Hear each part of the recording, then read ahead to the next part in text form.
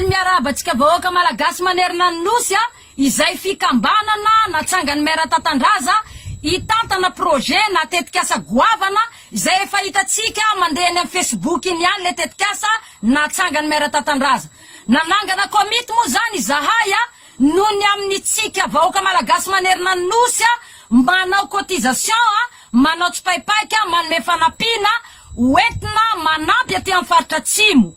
De natsangana reto komity reto zany ato moa zany ny filoha, ato ny filoha lefitra, ato moa zany ny mpanolotsaina, eo ihany koa ny mpitahiry vola, ny mpanamaribola, ary ny tenako moa zany de efa fantatritsika fa sekretera izao moa zany no andefasany maire Tatandraza an'ireny vola cotisation ataotsika reny alefany amin'ny casse-point reny vola reny de ny tenako moa no makazy eny amin'ny casse-point.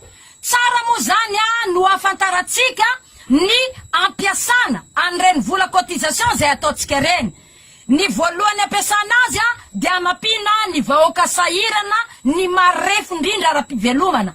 Ny faharoa de ividianana masom-boly ividianana zezika, ividianana fitaovana hoentina piroboroboana ny tetikasa zay efa misy hitatsika mandeha ny amin'ny Facebook.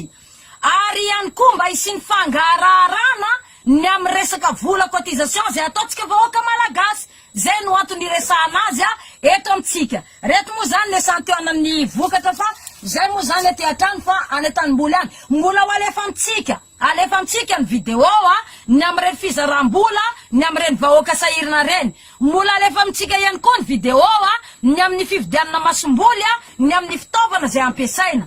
Ka manoloana zany rehetrarehetra zany dia manao fisaorana atsika vahoaka malagasy ny am'izay efa nataotsika. Ary mbola manentana atsika ihany koa mba samby hanao cotisation hatrany mba hoentsika miady amin'ny kere aty amin'ny faritra atsimo ampiroboroboana ny tetikasa io sy hanapitsika ny vahoaka malagasy indrindra ny vahoaka sahirana aty amin'ny faritra atsimo. Ka de mankasitraka atsika rehetrarehetra nanaraka an'izao video zao manao veloma mandra-piona ho atsika rehetrarehetra izay komity eto amin'izao toerana izao. Veloma to.